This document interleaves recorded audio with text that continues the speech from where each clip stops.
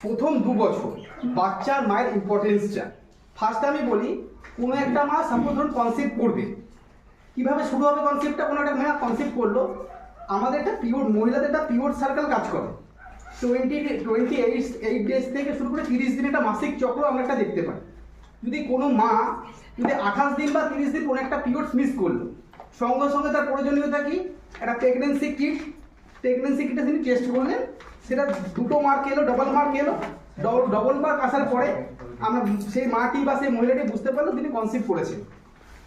এবার কারো কারো পিরিয়ড সার্কেল কমের দিকে হয়, কারো কারো বেশি হয়, কারো কারো 35 দিন, 36 দিন, 37 দিন, কারো 1.5 মাস, 2 মাস, সেগুলো নানা রকম প্রবলেমেটিক হতে পারে। সঙ্গে সঙ্গে গাইনোকোলজিস্টের সাজেশন নিতে হবে।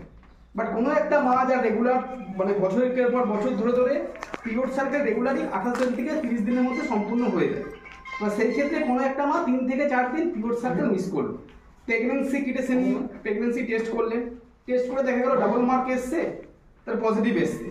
পজিটিভ আসার সঙ্গে সঙ্গেই তার প্রথম কর্তব্য কি?